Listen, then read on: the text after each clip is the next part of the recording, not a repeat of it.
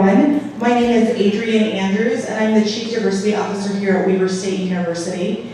And I am really grateful that we are able to be here today in partnership with the Teaching and Learning Forum and Colleen Packer and her team. So please give them a hand for getting the marketing down and the space and all of that good stuff. They were particularly easy to work with, and we have our president, Dr. Chuck White, walking in as we get started. I'm just going to hope you didn't get a speeding ticket. No ticket, excellent. Absolutely. So many of you are aware that several weeks ago in Charlottesville, Virginia, there were marches and protests and a death that occurred. And following that, Weber State held a after Charlottesville conversation, and we had more than 70 faculty and staff show up, and several of you sent messages saying that you couldn't attend that discussion. And we thought we would wait for school to start, and then we would host a follow-up discussion. Well, in the interim, our own campus was the target of hate. And right before school started, we had our own situation with posters popping up, flyers popping up on our campus. And that's much what happened at the University of Utah, where they also had these flyers pop up on campus around hate, which means they're popping up everywhere, and that none of us are immune. And so we had that first conversation to sort of look nationally and think about how would we respond, and what are we doing in terms of race, racism, hatred, bigotry, oppression. And it's good that we had that conversation, because it prepared us to have more conversation, and more importantly, it prepared us for this conversation because it came here. And again, we're not immune. So the track I think we're going to take today is much like the one we took last month when we had this kind of conversation, where I have three amazing people here on the panel with me. Barry's looking around like he's trying to count to three. I'm like, one. But I'm going to let each of them introduce themselves, and then what we'll do to get started is, if you're willing and able to share your thoughts, questions, or concerns, you'll shout them out, and I'll jot them up here on the board so that we can try and work through some of them and figure out how we want to respond as a community of learners, as Weber State University, as members of this community. Does that seem reasonable? So it's 1:30, I know it's late in the day, but I'm going to need some verbal affirmation. Does that sound okay? Oh, hallelujah, my boss is in the room, thank you. Okay, so we're going to get started, and I'm going to pass the mic to Barry Gomberg, who is our Executive Director of Equal Opportunity and Affirmative Action here at Weber State, and he also teaches for us. And so Barry, I'm going to let you introduce yourself and maybe give a thought or two to what's happening on campus. Hi, folks. Before we get too far, can I just see a show of hands? Has anyone had an incident or a comment in your classes this fall that seems to fall into this category? Can you indicate if you have? Not yet. Hopefully that will continue. My office is responsible for enforcing the university's discrimination and harassment policy, 332. And most of you have had to endure my civil rights training for new employees, and perhaps some updates where we've talked about these sorts of issues. In my private life, I also have been serving now 6 years on the board of directors of the American Civil Liberties Union, an organization that's dedicated to freedom of expression as well as civil rights. And as you may know, because of the fact that the ACLU was actually representing the individuals in Charlottesville, the Unite the Right, to win back the right to protest where they ended up protesting. There's been a national wrenching, soul-searching within that organization about the very intersection of rights that we're talking about here today.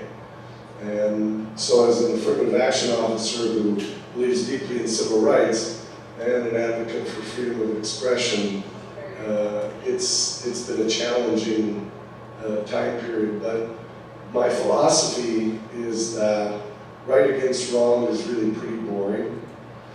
When one right that's so important comes into conflict with another of equal importance, it requires the best of us, that we dedicate ourselves to thinking about, in this case, the mission of the university and how we can best carry that out. Well said. I'm Stephanie Hollist, Deputy General Counsel here at Weber. I'm going to take Barry's initial question just one step further, if I may, for a second. He asked whether or not you've had any kind of comments or statements in your classes that you found objectionable in nature. My question to you is, do any of you teach courses that are controversial? Okay. And so there's a possibility and expectation that this will occur in your classes. Okay, that's helpful. So, in my role at the university, I'm here to try to help us navigate this difficult balancing of rights, speech versus civility, and the right to be not afraid, not denigrated. And they're difficult questions, incredibly difficult, and our courts ponder on these questions, and they kind of veer all over the place, and it's an amalgam of lots of, do we protect speech at all costs? Are there only limited categories of speech that are not protected? When do we start notching away at that and saying, okay, but really, is this protected, is it not? Does it depend on where it's said? Does it depend on how it's said? Does it depend on if it's directed at a person, at a group of people, just saying it to the wind? What are those considerations that come into play? And so I'm here to help try to condense all of that in some sort of a intelligent way, I hope. I won't claim that, but then also help us to understand our own policies and our own practices. And then in a more practical way, how do we use those in the classroom to our benefit and to our students' benefit, focusing really and truly on how do we teach? How are we teaching our students? So hopefully we'll have a good discussion today. Thank you. Welcome, I'm Doris Guy Stevenson, and actually after the Charlottesville incident, Adrienne was right on it, really, and said we have to have a conversation. And so she invited me. I want to give credit to reacting really fast and saying we have to have a conversation about what's going on. Personally, I don't know if all of you know, but I grew up in Germany, and my father actually fought in World War II. So to me, actually having to talk about having neo-Nazis and Nazi salutes on campuses in the US is really mind-boggling. You know, and I was actually pretty emotional the first time, because in my head I was thinking, I just cannot believe that we have to talk about this issue, okay? So, and in terms of controversial, what comes up in the classroom, I think you just have to have a little bit of fantasy in terms of like thinking of how it relates to your subject. I taught an international finance class, and I had a student. We were talking about the Syrian refugee crisis and about Germany taking in a lot of the refugees at the time. And a student in my class asked, well, why wouldn't the Germans just want pure Germans in Germany? You know, so that was a question. And he asked it in good faith. It was a good, I thought we had a good relationship in the classroom. But there you are, right? International finance. It's kind of movement of, we call it movement of labor and economics, so it sounds uncontroversial, but you know, there it was. And so I paused, and I thought for a minute, and then I said, well, I suppose I'm a pure German. And I said, well, you know how I know that? Because my parents actually had to prove with a family tree 7 generations back that there was no Jewish blood in the family. And so that makes me a pure German. And then I said I feel a little creepy about family trees for that reason. And then they discussed, I mean, it really opened things up. I just left it there, and you know, that to me is the hardest thing, to find a way to respond, but then they actually discussed amongst themselves and went back and forth.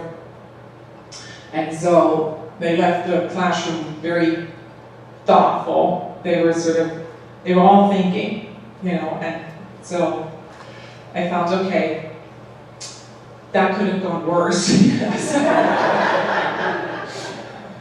All right. Excellent, thank you so much. So you guys get to have that microphone. What we would like to do now is ask you sort of what your response and reactions were. And I'm going to just jot those notes up here so that we can try and engage in a discussion where we are able to address as many of those issues or concerns as possible. Does that feel okay to everyone? Yes. You got my memo. He got my memo. So are we sure this is okay with everyone? Yeah. Okay, terrific. So, I got my Weber purple. I'm going to put the first thing that occurred when I got a text message through Facebook, and my first response was shock and disappointment. And I'm going to ask you to ignore my spelling mistakes, because this may be a whiteboard, but it does not have spell check, and I am dependent on spell check. So in the audience, what were other responses, reactions, or concerns once you saw what happened nationally and what happened in the U come to Weber?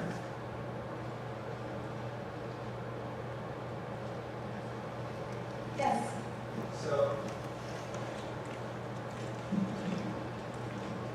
Hi, first thank you for organizing this. My name is Álvaro. I'm at the economics department. And I don't know if it's a reaction or something I've been thinking about a lot lately, but it's about this delicate balance between free speech and freedom at the end. What I mean is that I understand the importance of free speech. I think it's one of the things that makes our society here in the US as successful as it's been in the past, with all its imperfections and everything you want. But I also think that in order to preserve tolerance and free speech, there must be some sort of limit, so not everything goes, right? So, for example, there's been a lot of debate lately about those talks at Berkeley that were not allowed from very controversial extremist figures that were not allowed to talk, and I think that shouldn't happen. But at the same time, I also feel that there should be some sort of limits or things that shouldn't be allowed if we really want to preserve a tolerant and open society, right? So I'm still struggling to define those red lines or this compromise between the free speech and the conditions that we need to perpetuate and sustain free speech. So it's not actually a question, it's just a possible facing, I would say. Thank you. Colleen's going to work the mic. Who else has a comment? Name first. Hi, I'm Christine, and I guess it's been growing, but when I first heard it, it started dawning on me that the white supremacists are khaki wearing, button-down shirt wearing. I was expecting the white supremacists to have a bunch of tattoos and skinheads and being very visible that way, and it sort of gave me a feeling like they're all around me.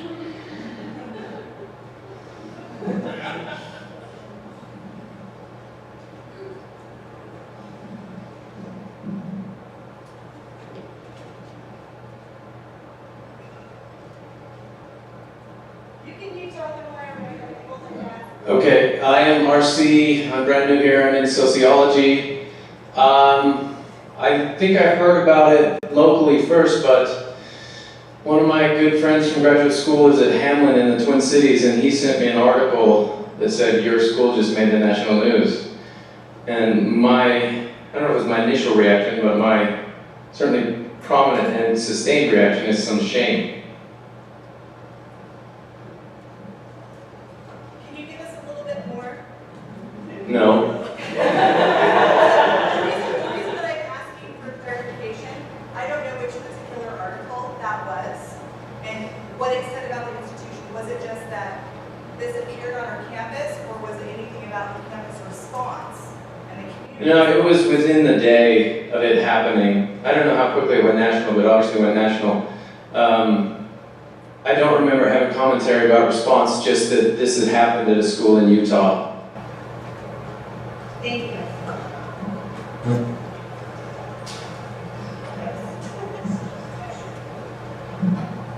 Hi, I'm Robin, and one of the articles that I had read when this first happened, I was reading through it, and I was crushed. I thought that we were a little bit more advanced than this level of fear, and the ignorance. And my big concern was I was worried that someone would say something in passing in class and I wouldn't be able to get past the emotional response and then be able to have a constructive discussion like you did.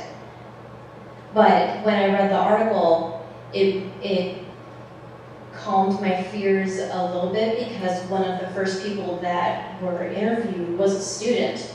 And the student was saying that's not okay on my campus, and they were the ones who were positioned at taking it down instead of us. So I was very prideful in the fact that our students were the ones who were being active in saying this is not allowed here.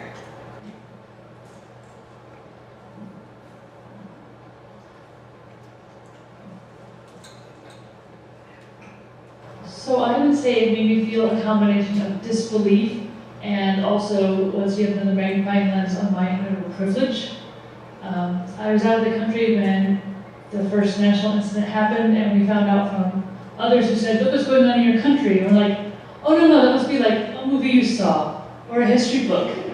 And much to our surprise, when we Googled it and found out it happened that day, it was kind of crushing. And so we talked, many of you know my husband Eddie. He's been on a lot of the race panels up front, black-eyed dreadlocks, lots of Bob Marley wear. Anyway, and so we talked to our son about what that meant and all of that, and tried to calm him down, and everything went really well. And then we came back here, and when we saw that pop up here, we live 4 blocks away, and I realized that as incredibly disgusted by the news as I was, that I did not feel the same immediate personal threat as my son and my husband do walking around in our hometown.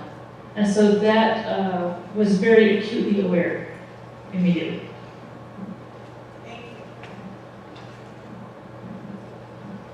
So kind of along those lines as what Kathleen said, for me it was fear. I teach in child and family studies. I'm Jewish. I use that as a teaching tool because it's a clearly different culture than what we have predominantly here in this society in Ogden. It made me rethink whether I will continue to use that as a teaching tool, if it's safe for me to do so. My daughter goes downstairs to the lab school. Is it safe for her if I'm that open? It was something I have experienced before. It wasn't a first, but I was a little surprised, to be honest. And my only comment about the response was that I liked the response, but I wanted to make sure that it was understood that it wasn't just being taken down because they didn't have approval.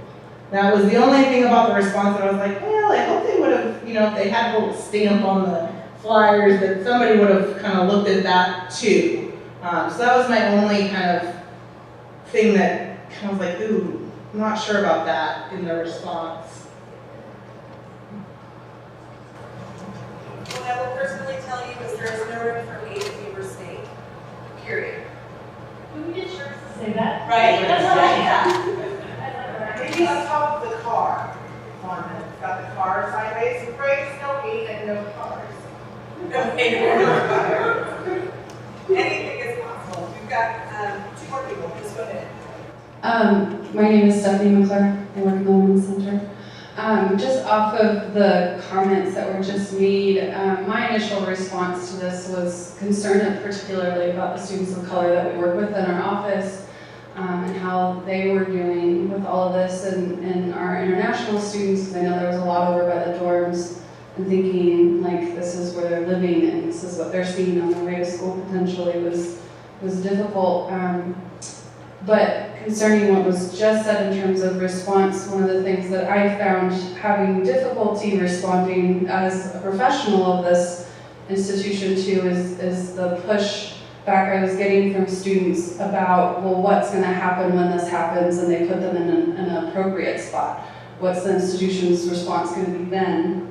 And if we're saying that we're in the wrong spot, is that saying that what was done was inappropriate, and not feeling like the response was as strong as they would like? I think that the response was the best that we could do as an institution, because we do have to, it's a complicated situation, and we have to respect everyone's rights on this campus. Sometimes that doesn't always translate to our students in terms of their understanding of these things. So that's the thing that I've been struggling with, is making sure that I've been pointing them a lot to like the articles where Adrian was quoted with similar types of quotes that you just said, there's no room for hate on this campus, talking about why we responded the way we did with the information I know about that.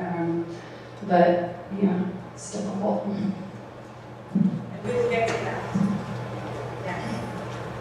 Mike is coming here. So, for me, during that time, I guess I'm pretty clueless because I get so busy at work, and I knew of the national incident, I heard of the one at the U, but the day that it happened here on campus, I just hadn't heard anything. And when I was leaving later that evening, there were these flyers all over Elizabeth Hall that, we don't hate at Weber State and only love, and I just thought, I am so proud of our institution because we are just tackling this right.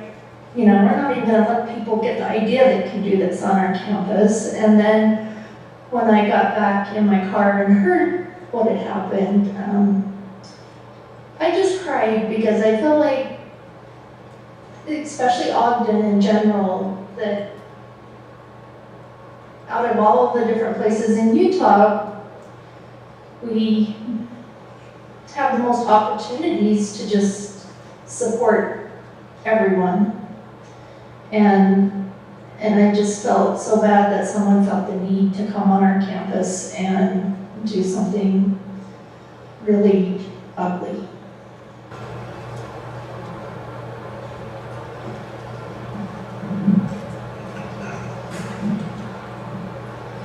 Gordon and I are having a loving relationship. Other comments or responses? Christine. Do you remember some outstanding comments from the first session?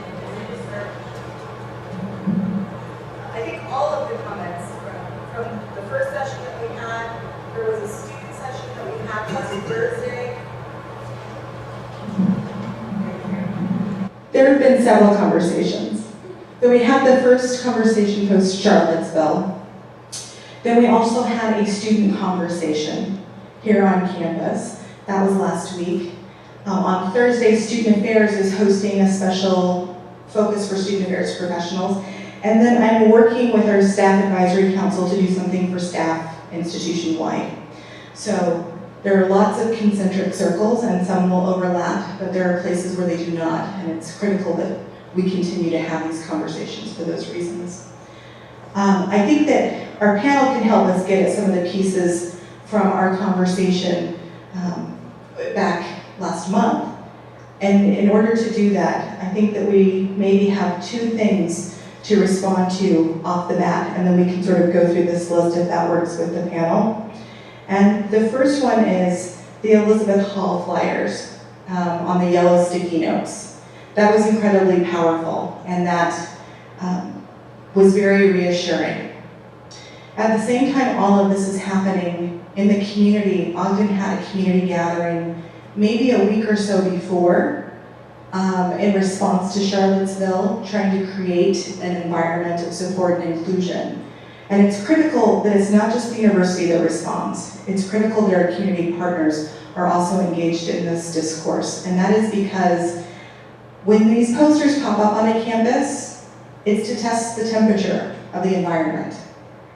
So if the posters pop up and not a lot happens around it, then that's an environment that's fertile ground for cultivating hate. But if it's an environment where there's a rapid response, where the community shows up, then that's a place that's going to take a lot more work than most people in hate groups want to engage in.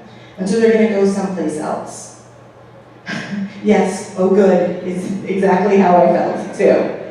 So I want you to know that. That being said, one of the things that Stephanie had raised as a concern was pushback from students about what happens when it's appropriate, meaning it's in the right location or it's gone through an approval process. We are the marketplace of ideas as a university. And that means as much as I don't want to have to address hate, the reality is it's a part of all of our discourses. And so it becomes critical for us to be engaged in these discussions in meaningful ways so that we can unpack what it means and we can get away from the fear or the anger and the emotional response to the reality and the actual application of what happens when hate is perpetrated in our spaces. So I myself was thinking a lot about what happens when these are in the appropriate spaces. Our students have clubs and organizations, and if they want to have a Vanguard or Blood and Soil or any other group, if they get 8 students and they create a constitution and they get an advisor, they can do that. It becomes our opportunity and my obligation to make sure that we have educational events and information and resources and supports to make sure are all around those pieces. But it doesn't mean that they can't exist on this campus.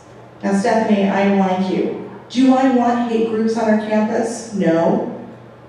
Would I hope that this is not a place where they would flourish? I really don't want that to happen here. But I also have to be realistic and realize that we operate within very narrow margins when it comes to free speech and free organization. And in a marketplace of ideas, we're going to have ideas that we disagree about. We're going to have speech that we disagree about. And that's why we have to be educated and prepared to continue dialogues, especially in our classroom spaces. Not just about the ideology, but about the application of that ideology in our lived reality. So I'm going to turn it over to our panel to maybe talk a little bit about some of that pushback in terms of appropriate spaces and what are free speech zones on campus and things of that nature. And maybe Stephanie will let Barry rest his voice for another minute. He is battling a serious cold and he came anyway. That's how much he loved you. So maybe you can lead us off.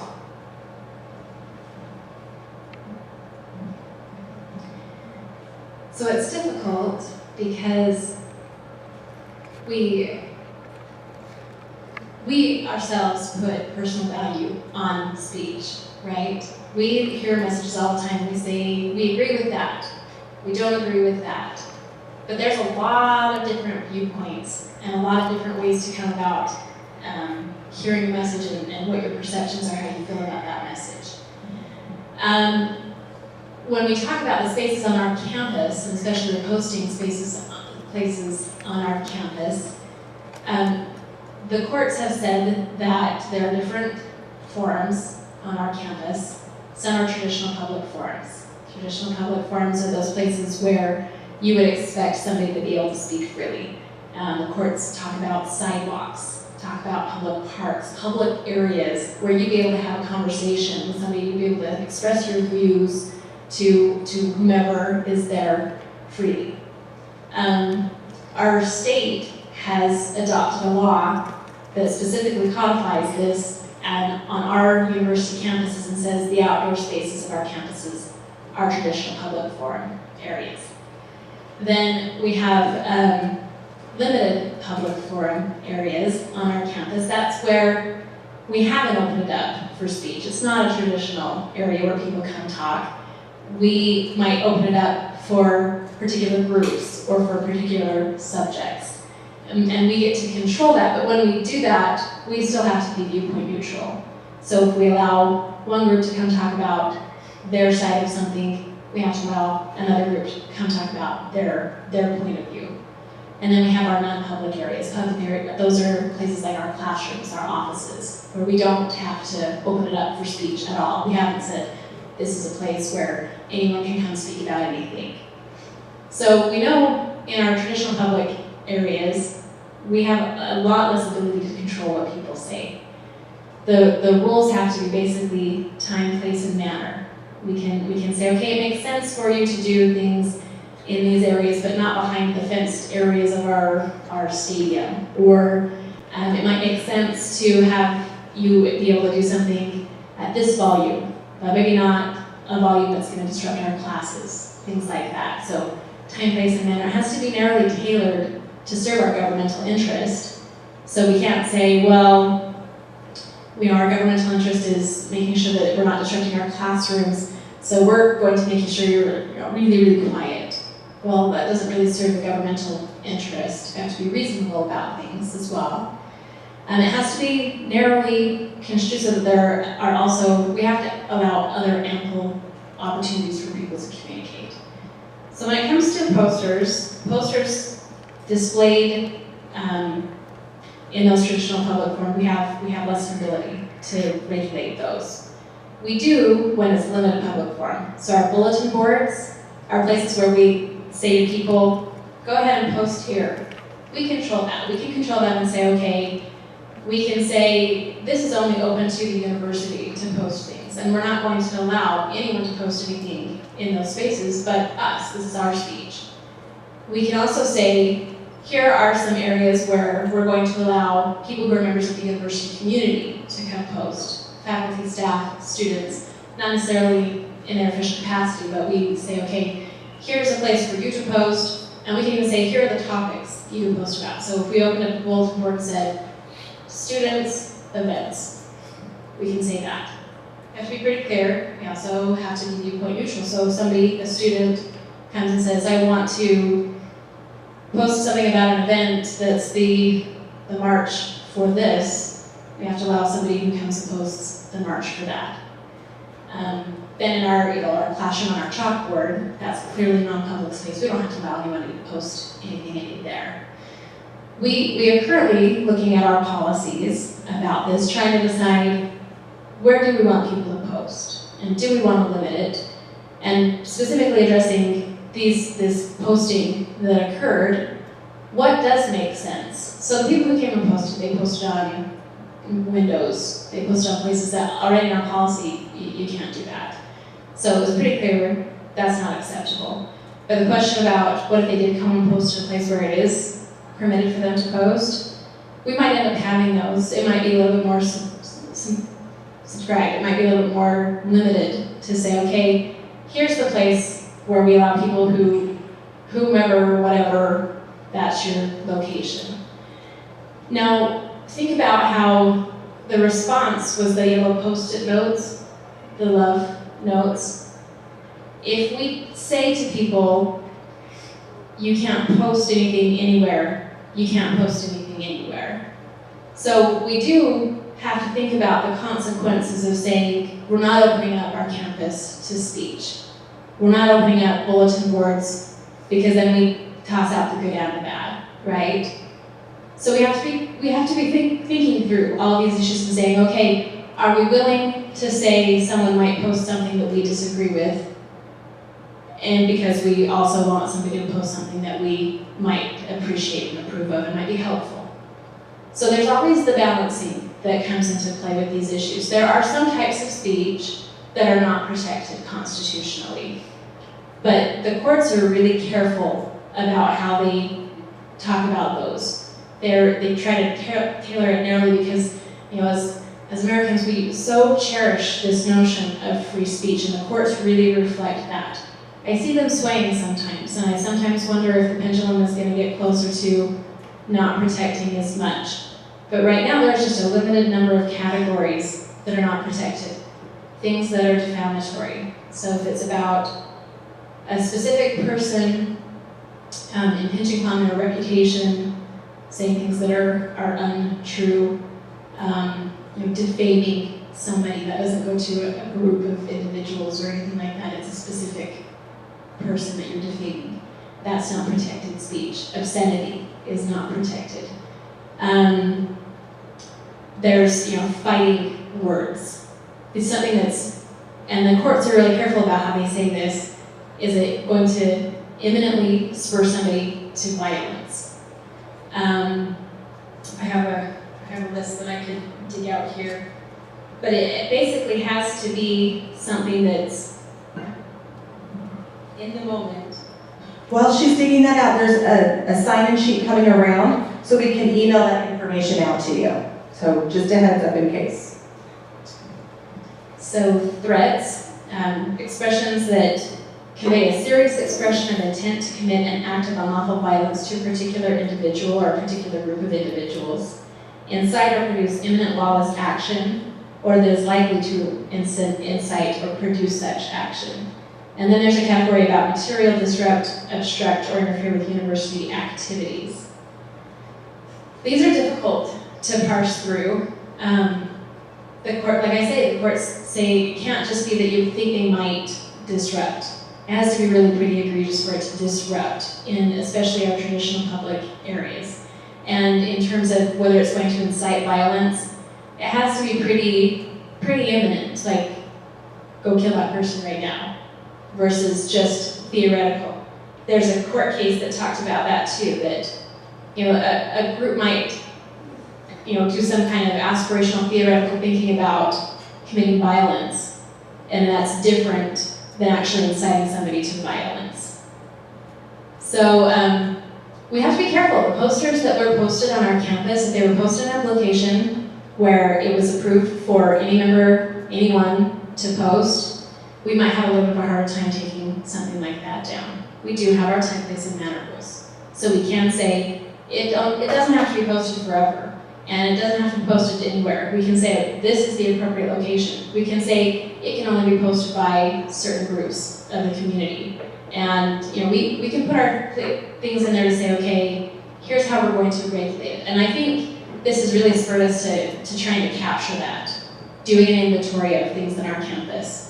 Where do we allow speech, and how do we want to allow speech, and who's in charge of that? So I think this has really helped our institution take a good hard look at that and face some of these difficult questions.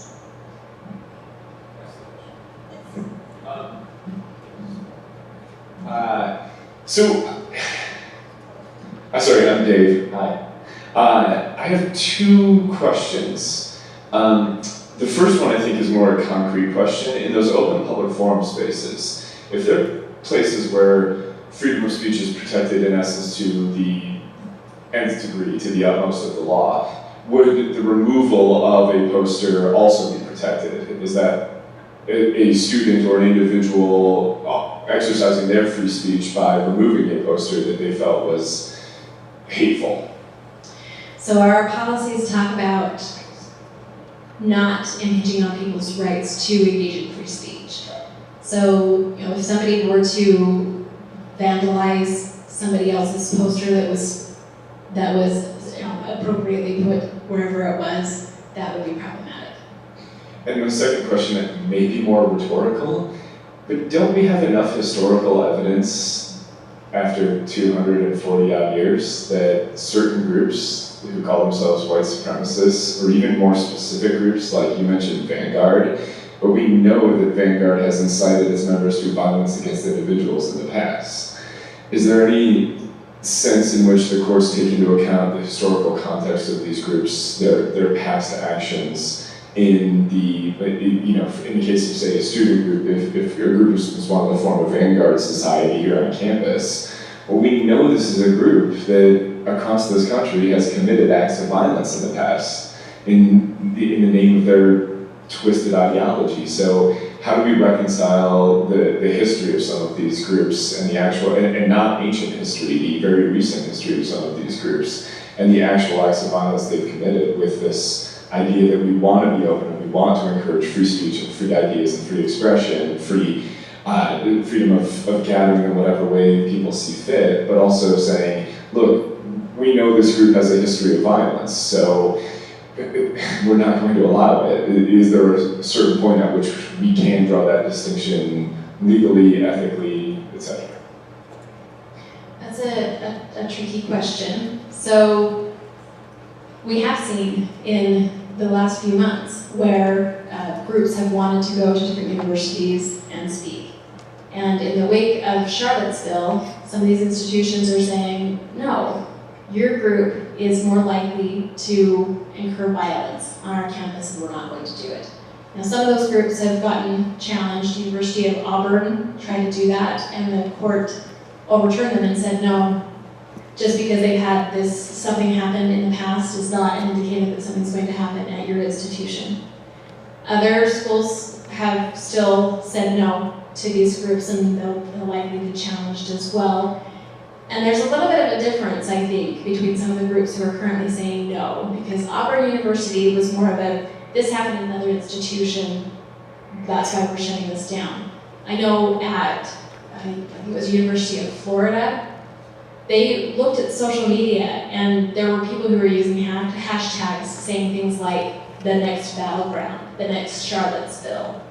I think that gives people, the universities, more of a right to say, okay, we're not a battleground. That's not what we do here. We're not going to put up with people who come saying they're going to be violent.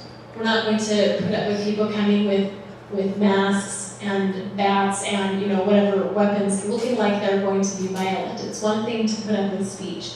It's another thing to put up with violent, antagonistic, like they're expecting violent behavior. We're very fortunate to have someone as knowledgeable as Stephanie, who always manages in the small folio that she brings to any discussion to include every relevant policy or article that we could need. My view of this is that on the one hand, it is tremendously disheartening to think that after 8 years of an administration where we had an African American leading our country, that we now find ourselves fighting battles against notions of white supremacy and other forms of hatred and bigotry that we had all hoped we were past. But I'd like to harken back to a comment Adrian made at the outset, and that Stephanie in a different way emphasized as well, and that is that these apparent setbacks are also opportunities. When anybody brings a complaint to my office that there's been a violation of their rights, there's always a learning opportunity pregnant within that situation. And our responsibility, I think, is to try to make sure that we recognize that and learn from it, all of us, including myself. I remember the feeling that I had when I saw the images of the billboard, the poster boards covered with "No Room at Weber for Hatred" signs. And it reminded me of my days in Hebrew school growing up when we were told the story about, I think, the King of Denmark, who during the Nazi occupation chose to wear a star. And the entire country wore stars to impress upon everybody that there was a solidarity with the Jews who had been required to do those so that they could be singled out. And that plan, in that instance, was foiled. The essence of the notion of free speech is premised upon a very optimistic view of humanity.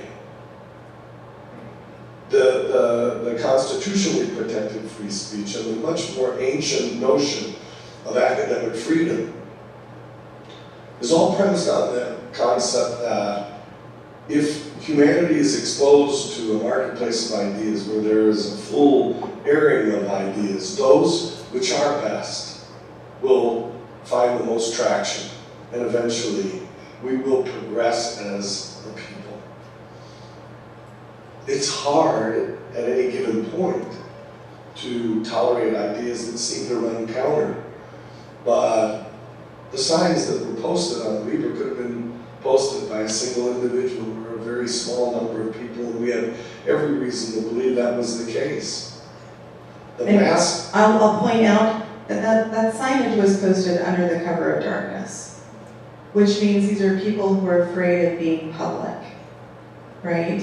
Which means the more public the rest of our campus community is in saying that's not Weber State, the less likely they are to return.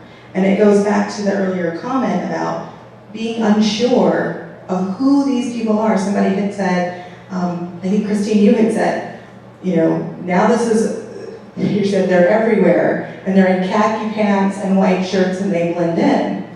Unfortunately, you don't have to go to this extent to show up that way.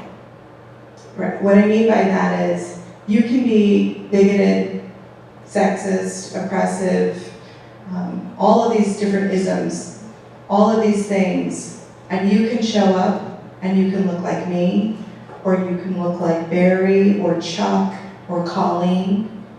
The difference is, we got comfortable in this society. We got comfortable and started believing that people who look like us and who show up on college campuses, that's not how we think, that's not how we treat each other. We're civil. We are civilized people. But the reality is there have always been people who look just like everyone else in this space who espouse ideas of hatred. And now we're talking about it again. And it's hard because it's an invisible enemy. It's an invisible other. And I will share with you this before I pass it back to Barry. I'm sorry for cutting you off. Somebody asked me, Adrienne, don't you just hate these people? And I have to agree with Dr. King. Hate is just too big a burden to bear. I'm going to choose love. I'm going to choose love. I'm going to choose every opportunity I have to educate, whether that's in my classroom space, or in my community space, or in my work space. And I'm going to try and engage in those critical conversations and try and unmask where that bigotry and that hatred and oppression is, and try and unpack it and help somebody understand what it means to say that diversity means white genocide, right? Because that was a sign on our campus. And so to me, the response is, wow, whoever put that there, I want to have a conversation with them and understand what's happening for you in the world, that is your belief. Because I need to understand that so we can try and work through it. And I might change their mind, but they're not going to change my heart. Sorry, Barry. You can always interrupt me. I never know if I have a good idea unless I hear you say it. Just to close the circle, we're entering a period where lots of programs and directions and I would say accomplishments for the last decade are being challenged. Those challenges present opportunities. The attempt to override the American Health Care Act gives us an opportunity to consider whether or not, in fact, there's great good in that law that argues on retaining that good. The attempt to, or the threat to cancel DACA gives us an opportunity to reaffirm our commitment to Dreamers. The direction that Betsy DeVos described, or at least hinted at last week, in terms of backing away from protections regarding sexual assault. Give us an opportunity to reaffirm our commitment to those goals. And the rise of white supremacy, the notoriety, the careful manipulation of media to maximize attention gives us an opportunity to show that we are committed to diversity. And we're not going to back away from that. And we don't have to limit free speech in order to carry that message forward. There's a question back here. It's Jamie.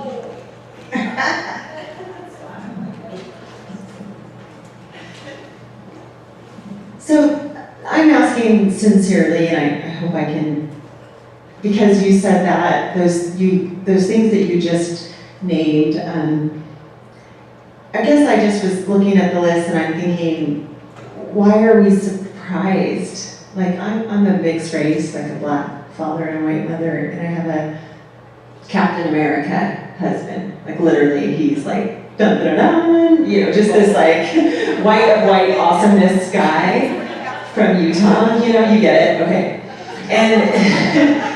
And I adore him, and we watched Charlottesville, and he was like outraged, like, oh my gosh, I'm gonna, you know, I'm like, you're gonna go march, babe? Where have you been? Like, this has been a slow boil, like, you don't remember the wall and the Mexicans are raping? Like, where have you been? Why are you so, like, is it because they aren't wearing masks now and they're like they look like you? Like, what is it? Like, why are we so surprised? I don't mean that, like, mean. I just mean, like, I hear this. Does that make sense? Okay, thanks.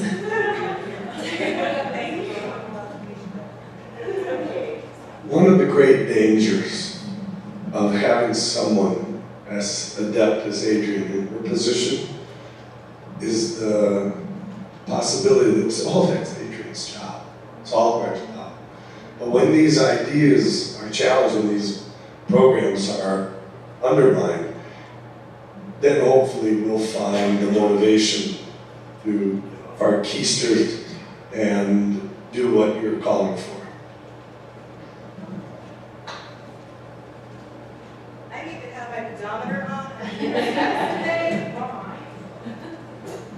All right, so I want to squeeze in. Actually, I have to run, but so I'm new again. I'm just making that point again because part of the reason I came was to get the temperature on this campus about this issue a little bit, because I take seriously my charge in the classroom to challenge my students, but not to bias them with my own ideas.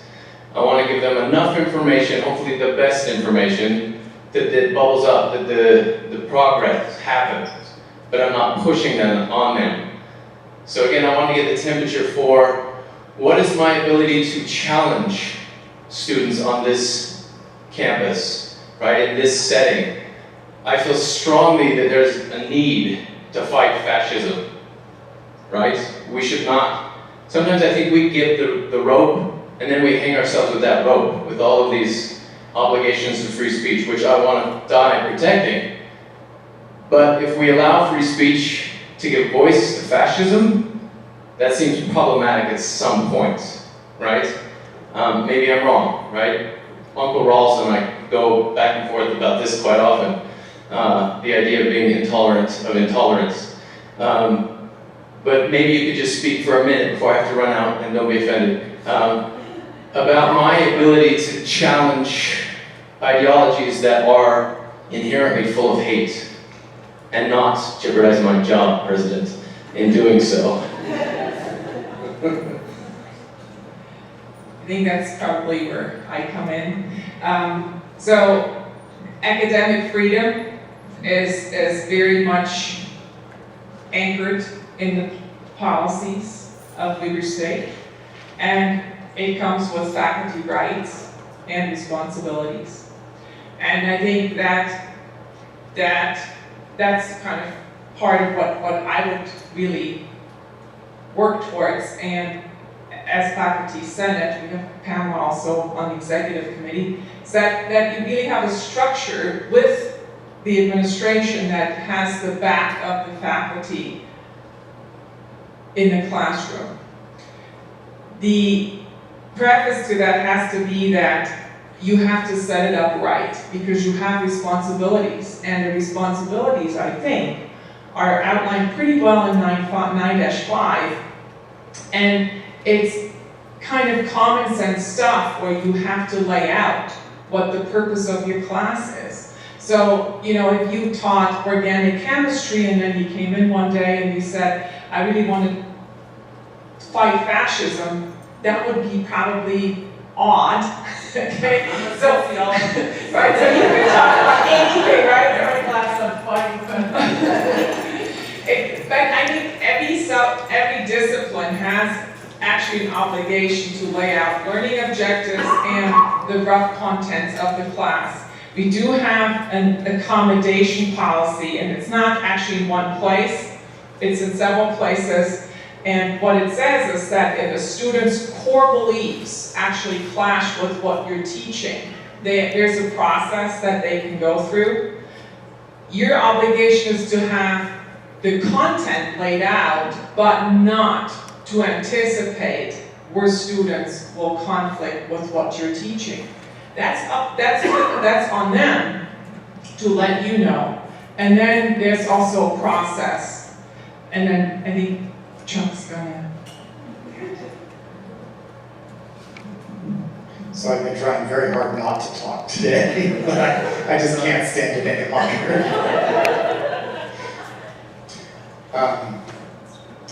So when I first heard about the posters that Sunday night before the first day of school, my initial reaction was anger, because some group of outsiders, cockroaches if you like, threatened to co-opt this university and say things which are in conflict with the deeply held beliefs of our students and our faculty. My second reaction was extreme pride when I saw the interview on Channel 4 with one of our students who said, essentially, I don't know where this comes from, because it's not Weber State. We have a very welcoming environment. I don't know what this posting stuff is all about. And he was very articulate, and I was very, very pleased that he said that, because he said it with a degree of credibility that no administrator could. No, I'm a chemist, I teach chemistry. And so you have a job which is far more difficult in the conversations that you have in your classroom. And I appreciate that. I think that your obligation in the classroom is to create an environment where that discussion can seek truth. Okay? It doesn't necessarily mean that you have to check your freedom of speech at the door. But you have to create an environment where people can have a respectful conversation about differences in ideas. I have said many, many times publicly that the deepest educational experiences take place where we gather together and have respectful conversations about our differences. Because if we're all the same, if we're all just speaking in an echo chamber, we don't learn anything from each other. And so I think that is your responsibility, to respect differences. To Stephanie's point, what happens when the poster is legitimate and rules? I think we're going to have to deal with that. And part of having these conversations is having really uncomfortable conversations. We create an environment, we try always to create an environment on our campus which is a safe environment, but it's not necessarily a comfortable environment. And if a poster does go up that's completely within the rules, well, I deeply hope that a lot of people bring posters forward to put on that same board. I will. And express our own points of view. You remember after Charlottesville, there was another protest that took place in Boston. And it turned out to be like 100 people in a gazebo, waving signs, surrounded by 20,000 people with an opposing point of view who were there to promote love and understanding. right? That's the kind of reaction that we need to have on this campus. And like Adrian said, it has to be immediate. And so do create that conversation, do invite your students to express their points of view, no matter how difficult, but always try to have that conversation be respectful. That's all I ask of you, and I don't ask you to check your freedom of speech at the door. There was one more thing I wanted to say. I've forgotten it. I may remember it, but I'll stop. Thank you, Chuck. Oh, there's a hand back here. And I just want you to give Chuck a round of applause, not because he's our president, but because he's our president and will say these things publicly, and he will act on them publicly. And I can't say that for anybody else. I have a question, sort of, and a comment. So my question is, and maybe it's more of a rhetorical question, is do we know or how do we know that these were posted by outsiders? I mean, it may be people on our campus who posted them. And I just say that to get past the tendency to think, well, they're not here, they're coming from outside. And I always assume that there may be people in my class who at least share those ideas. With that said, my comment is that I have noticed, so I teach law and society, and we start, just last week, we had our first conversation about race and racial inequality. And I've taught the class multiple times, and I do think there's a shift among students this semester. I don't know, maybe it's just me, like maybe I'm just like, okay, we gotta talk about this, which I usually am, but students really are trying to understand these issues a little bit more. Even students who hold more conservative beliefs or might tend to say things in the classroom that are a little bit more discriminatory, not necessarily purposefully, but they just don't realize. I had a student this semester email me and say, please help me understand this. That's the first time that's ever happened. And I noticed that our in-class conversation, students are much more, I don't know if open is the right word, but much more willing to talk about the different perspectives and share their opinions when they may not be supported by the rest of the people in the class. So maybe, I don't know if it's just my class, but I've noticed that this semester. From my experience, the more often you are comfortable talking with your students about these difficult topics and issues, the more comfortable they become in raising them in your classroom spaces. Especially if you are not immediately judging them in that space. Especially when you give them the room to express and explore their position. Because if somebody agrees with you, and they only agree with you because that's what somebody else told them they should believe, you want them to investigate that too, right? So when we give our students these opportunities to engage in discussion and to think beyond the theoretical, to think beyond the person that they've never met to the person that they're sitting in relation to, that really can be transformational. And you're absolutely right. Whoever posted those posters could very well be a member of this campus community. We don't know. But that makes it even more important for us to continue the dialogue. And not just in these spaces, but in those other spaces, right? In your hallways and walking to and from class and when you're going to a performance. And to ask people what they think and why, and then to stop and listen, right? Not to immediately be responding, but to actually listen. And to try to be as open to what they are saying as you would like them to be with what you are saying. To that point, one of the comments that was raised here on the board was a question about some of the pertinent things that came out of our last conversation. And specifically thinking about classroom spaces, there had been some discussion about what to put in syllabi or what was appropriate. And so I'm wondering, Doris, if you could share a little bit about that for this audience. It was actually, that was before class started. And so we spent a lot of time thinking about what's appropriate for the syllabus.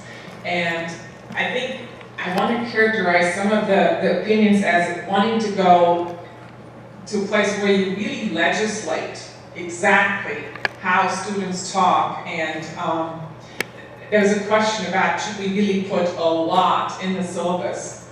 And I think in the discussion, there are very specific examples, and then I don't know if you can recall anything. So it's really kind of a whole list of, here's how you have to talk. And I think the sense that we had was the more you legislate how students have to talk, the less they would be willing to share. And so there's really this sense, really what Chuck was saying, of creating an atmosphere in the classroom where they know, probably they need to know that you care about their learning, period, right? It doesn't really matter what it is. You have a good framework in your syllabus in terms of the rough content that you're teaching, so that, and then when discussions come up that are generated from the class or from you, that students are willing to engage, basically. I think, so it sounds very generic, but we went through some more very specific questions of what should be in the syllabus, and I feel that's sort of the consensus that we ended up with, that it should be a framework, but you shouldn't try to over-legislate the classroom in terms of trying to prevent people to say hurtful or hateful things, because then you'll never get to the discussion in the first place. Let's see, the other thing I think we talked a lot about is really that people have different styles and different pedagogies that work for them. And this idea of how neutral can you be when maybe, you just heard the news and you're really angry or you're really disappointed. And I feel that the best to do is really to kind of maybe play the scenario through in your head and say, what's the most hurtful thing that people could say in class? And then how would I react? How would this play? I mean, almost like at this point, do a little role play. The example I gave you from my own class, I feel like I just got lucky with the reaction, right? That it's not anything that I can consistently pull off. It's really something that I feel after years and years of teaching, you just really have to work on. And I think the best thing is probably to be really honest in your reaction, because I feel that students can sense when you're authentic, And so if you try to make stuff up or you just don't have it in your heart to take the opposite view, I don't know that you can pull it off. I mean, you can only work with what you have. That's what you have to go in with, that's what I think. I think that's maybe a little bit of the tenor, if anybody wants to add. One of the strategies that I have found to be very helpful, and I know Adrian has some great strategies for buying some time to enable yourself to collect your thoughts. But one of the strategies that I've found to be very useful is to try to take myself out of the position of countering the issue and rather open it to the group, because there is always a diversity of opinions within a classroom. And if you give other students the opportunity, they'll oftentimes voice what you might have wanted to say, and it's probably going to be more effective coming from a peer than feeling that it's coming from someone lecturing at them.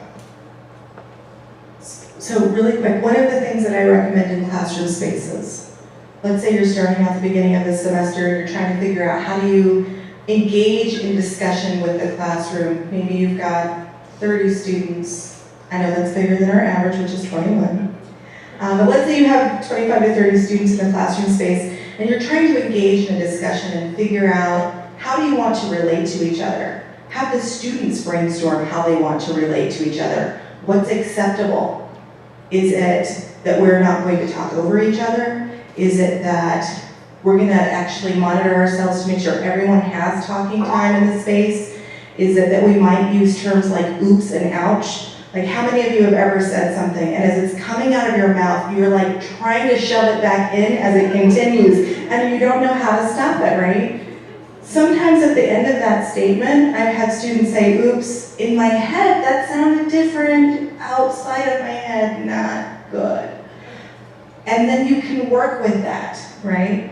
Or ouch, somebody just said something. I need you to know that maybe you didn't intend for that to hurt me, but this is how I heard it, and it was hurtful, right? So creating some class rules that the class actually shapes together can be really a powerful exercise and help people get to know each other, because then they have a sense of limits and boundaries and what's appropriate in a particular space. Another example is when you get that situation that happens in a classroom, that hot moment where suddenly it feels like everything is out of control. The best experience I've ever had consistently when that happens is leading the class by saying, we're going to pause. There are a lot of emotions and feelings in the room right now. I'm going to ask everyone to either get out a sheet of paper, or if you're using your computer, we're going to do 3 to 5 minutes of writing about what you are individually thinking and feeling right now. It does a couple of things. One, it does buys you time as the instructor in the classroom space, which is great. But here are things it does for your students. One, it makes sure that every single one of them gets to have what's here, go someplace concrete, that they can share and discuss, versus stepping it down and either being afraid to share it or voice it, or not being sure that they even can do those things. Depending on where you're at in your class time, if this happens in the beginning of your class, well, then you've got lots of time to work through things, and I can give you lots of different techniques for that. But usually they happen to the mid or end of your classroom period when you have less time to come up with a strategy for addressing that particular set of issues. That allows you, the instructor, to say, this is what I would like to happen next. I want you to reflect on this. You can tie it back to your readings or to the larger discussion, however you want to frame it. And then ask students to write a reflection that's submitted. It's not graded. It's just a reflection for them to submit. It gives you an understanding of the temperature of the classroom and what to prepare for in your next meeting. But again, it gives your students a chance to voice what's going on for them. You can break them into small groups, all sorts of things. And I'm working with Colleen and Teaching and Learning Forum to develop some resources for faculty in the classroom space specifically. But those are a couple of things you can do immediately. But I saw 2 hands go up. Let me get back to you. Can you also hit your hand up? Okay, 1 minute.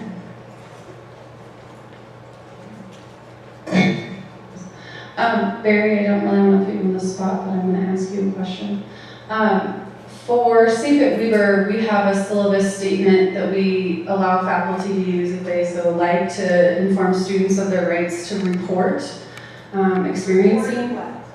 experiencing sexual harassment, sexual assault, domestic violence, or stalking. I'm wondering if you have anything like that related to 332 and discrimination, other protected classifications, that could just be like, if students do experience discrimination, they know how to report within the syllabus. I know the discussion of like guidelines is very important, but just thinking in terms of resources, and do we know that our students are fully aware of what those resources are?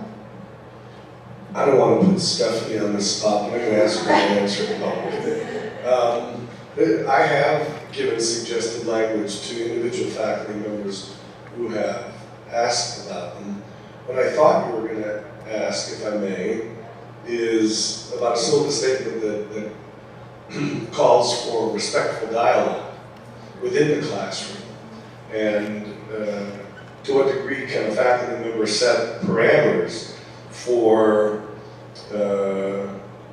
respectful, non-hateful, unbiased discussion? And for that, I am going to ask Stephanie to respond. So just like Doris mentioned last time, we did have people who really wanted to put some prescriptive language in their syllabi, talking about you can't say this, you can't say these types of things. And Doris, I thought, spoke to that really well, both today and at the time, suggesting that if you put things like that in there, you're also running the risk of stopping conversations, and maybe they're conversations that need to be had. mean, some of these students really are just truly naive, and some of them need to just, what better place to teach them than here at the university, where we can say, okay, now why did you say that? What was the reasoning? What's the rationale? Come up with some sort of, you know, rubric, some sort of something to back you up in what your statement is. So for that reason, we are a little bit more reluctant to say, you know, content, here's what you can say, here's what you can't say.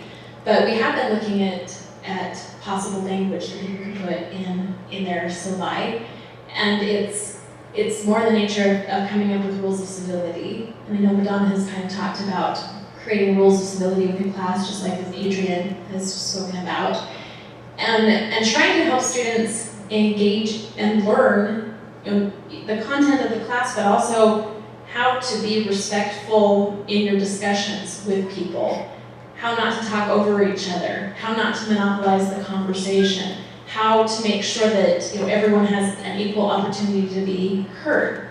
And so there are some rules that you can set out of that nature that might be helpful for you, especially at the beginning of the class, especially if you can get students to be participate in making the rules, they feel more ownership over that.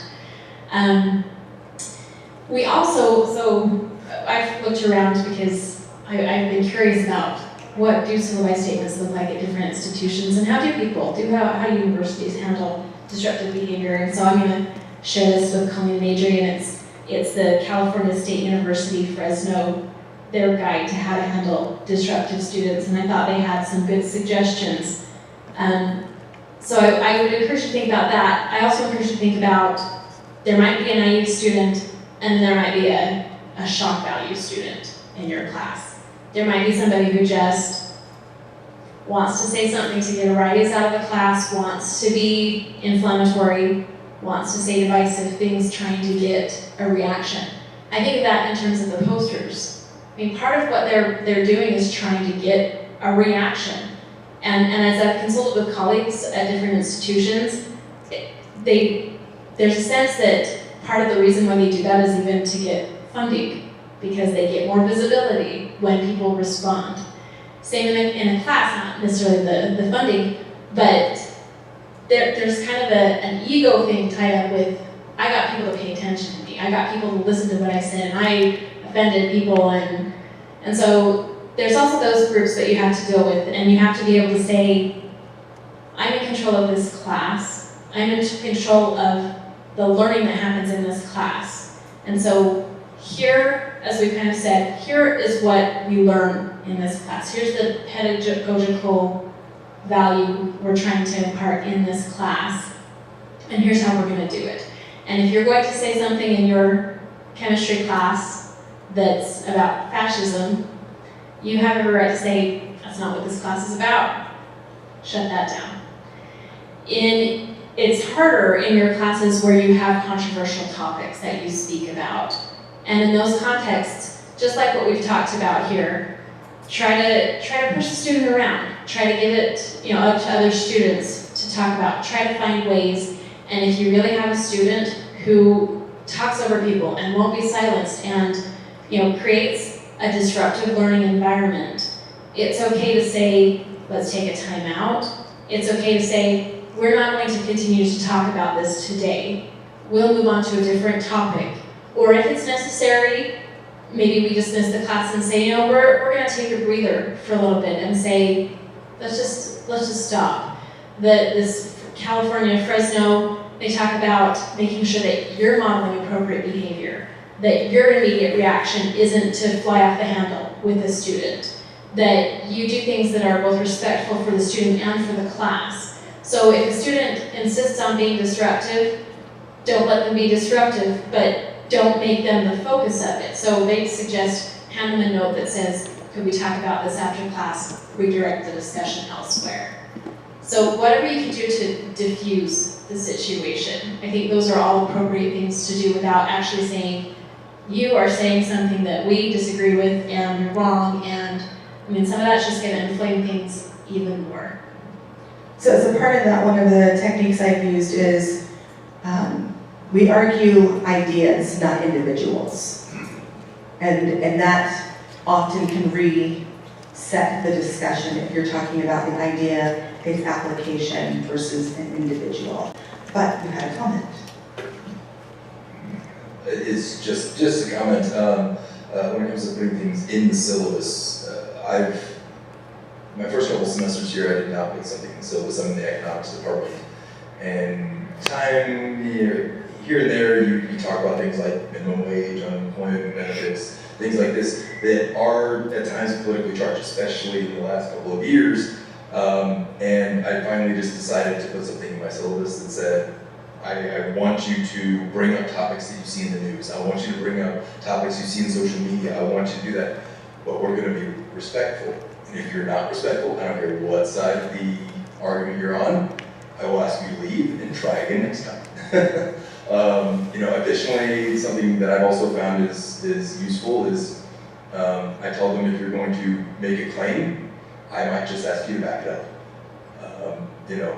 I want you to dig deeper into your own beliefs. Why do you believe that? Don't just take a headline and repeat a headline. Understand where it's coming from. And so if you're going to say something and you don't really have any means of backing it up, maybe you should go check that out first. One other thought is to know that you have resources available. So if you dismiss a student from a class, your next thing to do after you get out of that class probably ought to be calling your department chair, Jeff Hirsch, the dean of students. If somebody has been disruptive in your class, that's potentially a violation of the student code. And Jeff is good at working with faculty to say, okay, was that a disruption? Is that something that's discipline-worthy? Or what are other ways to handle this? He's seen a lot, and he can be a resource. Barry can also be a valuable resource. Adrian, I mean, there's lots of resources on campus if you have an issue with a student and you just need help brainstorming. How do I best approach this? And so even if in the moment you can't think of what to do and you just need to take some time and say, I need to consider with a colleague how I'm going to handle this, do that. Make some wise decisions and don't go with your gut reactions, not maybe always the best. Doris, do you have to We have another comment from the audience. Yes.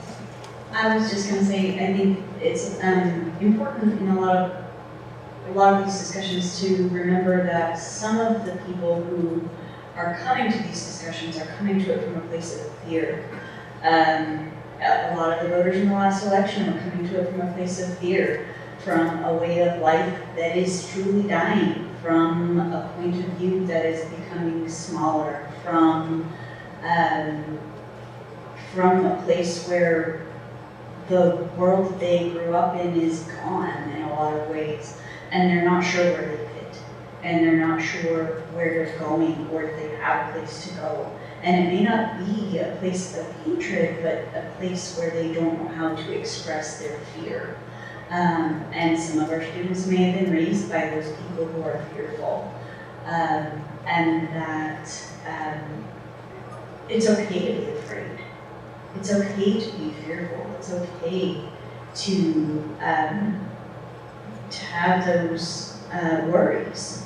And it's okay to learn and listen and grow so that you can find a way to not be afraid and you can let things go. And I think that as teachers, that's important for us to realize as well. And not all of our students are coming from that place, but some of them are. And I think that's important for them too. I'm really glad you said that. I think that's a tremendously important insight. I have a different view, I think, as to whether or not I hope that the individuals who put up those hateful posters are students at this institution. Because if they are, we have a chance to educate them. With the insight such as that you've described and the strategies, we may be able to help that individual or those individuals become better people. The university is a beacon in this community for that reason. And this gives us an opportunity to live up to that. This is probably something you've heard a lot, but one of the best ways to combat speech you don't care for is just more speech, better speech. If you hear things that you don't care for, just like we've been talking about. Make it clear other alternative points of view, help people to understand other ways of thinking about things. I want to share with you all, and maybe even remind you, that Weber State is actually doing a lot of good work. We may have been hit with this situation. It came to us, we did not go to it. Even though that's the case, we've been having dialogues about race for more than a year.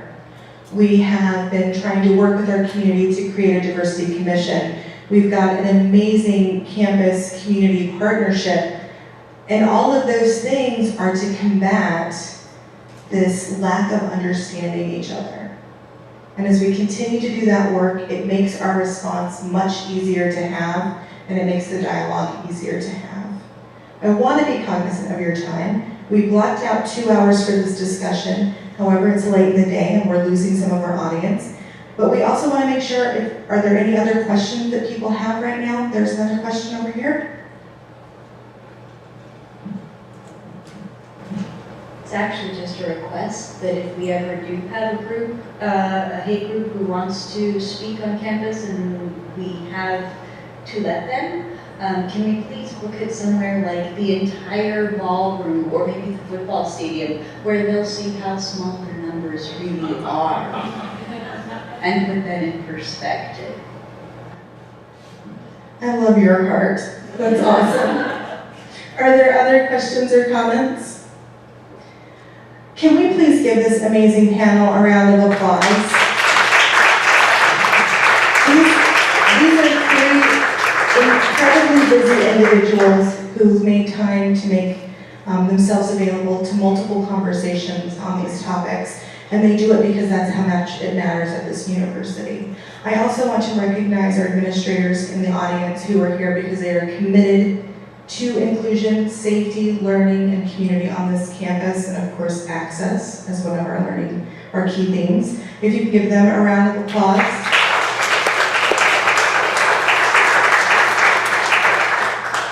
And I want to make one final note, because it was mentioned multiple times. There was concern about communities of color, students of color, or international students, or students with identities that were expressed in the flyers as identities to be oppressed.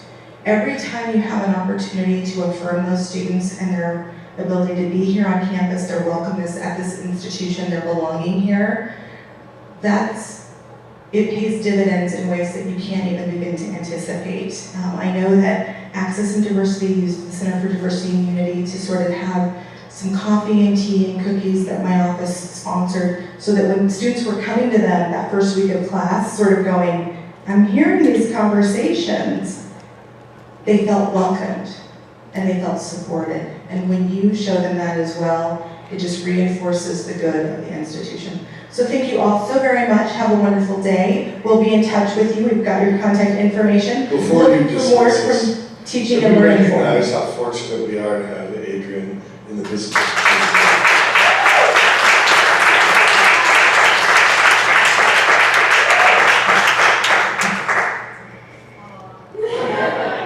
Have a wonderful Tuesday evening. Don't forget the Marcus Trio is here at the Browning Center. There are multiple performances. I encourage you to see them. This year's theme for Engaged Learning Series is civility, so could not have been more timely. Engage in those discussions, and I will see you soon.